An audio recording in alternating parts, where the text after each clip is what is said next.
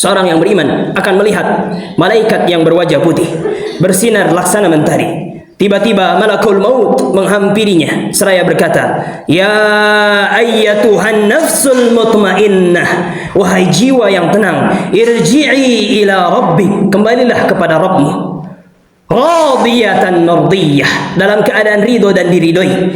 Fadkhuli fi ibadi, masuklah ke dalam golongan hamba-hambaku yang diridhoi. Wadkhuli jannati, dan masuklah ke dalam surgaku." Serta merta ruhnya keluar dengan mudah bagai tetesan-tetesan air yang keluar dengan mudah, tanpa melalui rasa sakit, tanpa ada berat, tanpa ada rasa perih, berpindah pada peristirahatan yang hakiki. Berakhirlah kehidupan dunianya, melanjutkan perjalanan menuju pertemuan dengan Rabb Azza wa Jal. Malaikat pun mengambil ruhnya dan memakaikannya kafan yang berasal dari surga dan disiapkan untuk hamba yang beriman dan bertakwa.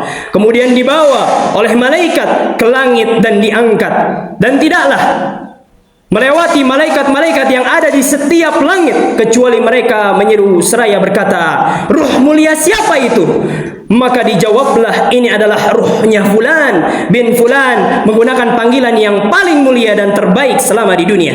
"Ini adalah ruhnya alim Fulan, ini adalah ruhnya ahli ibadah Fulan, ini adalah ruhnya Fulan yang senantiasa menjaga salat, yang senantiasa bertaubat, yang senantiasa bersedekah, yang senantiasa berzikir, berbuat taat dan menjauhi maksiat. Ini adalah ruhnya orang yang senantiasa berdakwah kepada Allah Azza wa Jal, ruhnya orang yang sering menangis takut karena Allah Azza wa Jal, ruhnya Syekh Fulan, Ustadz Fulan, Ustadzah Fulanah, ruhnya Al-Allamah Fulan, Al-Imam Fulan, dengan panggilan nama terbaik yang diserukan di muka bumi. Kemudian naik dan semakin naik ke langit teratas hingga bermuara pada Rabb sang penciptanya. Kemudian Allah Azza wa Jalla berkata, "Tuliskan catatan hambaku di Illiyin." Kemudian kembalikan ia ke badannya yang ada di dunia. Dan manusia telah membopong jasadnya yang sekarang tak lagi berruh, lantas membawanya setelah selesai dimandikan, dikafani dan disolatkan, bawa ia ke kuburan kaum muslimin. Tiba-tiba jenazah tersebut berteriak dengan sekeras-kerasnya, "Qaddimuni, qaddimuni, segerakanlah aku, percepatlah aku," karena ia melihat ada kenikmatan yang terjanjikan untuknya. Namun tak ada satupun yang mendengarnya dari kalangan jin dan manusia. Karena bila mereka mendengar, niscaya seluruh penduduk bumi akan pingsan. Lantas ia pun diletakkan di kuburnya, dirundung oleh kegelapan, diselimuti oleh kesunyian. Tak ada satupun yang menemani, terbujur kaku sendirian. Amat sangat menakutkan. Keluarga, karib kerabat, saudara dan sahabat semuanya meninggalkannya seorang diri di dalam lahat. Tak ada satupun yang bersamainya, menemaninya, kecuali amal soleh yang telah ia kerjakan selama di dunia. Sedekahnya, dakwahnya, ilmunya yang ia ajarkan kepada manusia, tilawah Qur'annya dan segala ketaatan. Semua orang ikut menaburkan tanah kepada jasadnya hingga tertimbun seorang diri. Kemana perginya para sahabat yang selalu dibanggakan? Kemana perginya keluarga yang selama ini dicintai? Kemana perginya harta kekayaan yang selalu disombongkan? Sebagian orang hanya mendoakannya dari kejauhan, atau bahkan meninggalkan dan melupakannya. Masing-masing sibuk dengan kesibukannya sendiri. Salatlah yang akan membelanya di alam kubur nanti. Sedekahlah yang akan membelanya di alam kubur nanti. Zakatlah yang akan membelanya di alam kubur nanti. Amal soleh dan ibadahlah yang akan membelanya di alam kubur nanti. Quranlah yang akan membelanya di alam kubur nanti. Adapun semua keluarga, teman-temannya pergi meninggalkan seorang diri. Lantas datanglah malaikat Allah Azza wa Jal menanyakan, "Man rabbuk?" "Rabbi Allah." "Siapakah Rabbmu?" "Rabbku adalah Allah." "Madinuk?" "Dinil Islam." "Apa agamamu?" "Agamaku adalah Islam." "Man nabiyuk?" "Siapakah nabimu?" "Nabi Muhammad." "Nabiku adalah Muhammad sallallahu alaihi wasallam."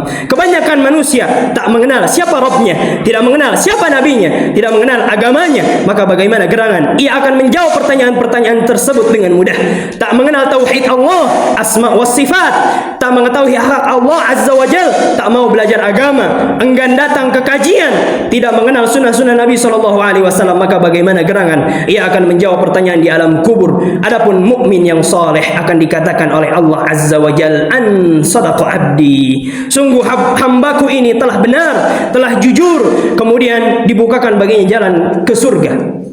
Tiba-tiba datang kepadanya seseorang yang memakai baju bersih, wajah yang berseri, harum yang sangat sejuk, dan memiliki rupa yang amat baik. Siapa engkau? Kata si mayit.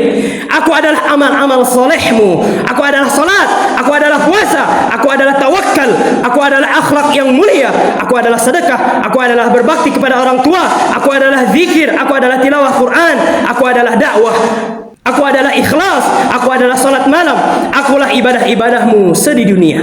Demikianlah amal saleh seseorang membela pelakunya dan menemani di alam kubur. Adapun harta, tahta, jabatan dan keluarganya, tak ada satupun yang ikut membantu. Ayuhal muslimun rahimakumullah. Maka jadikanlah akhir hidup ini seperti kehidupan seorang mukmin yang penuh dengan kenikmatan dan kemudahan.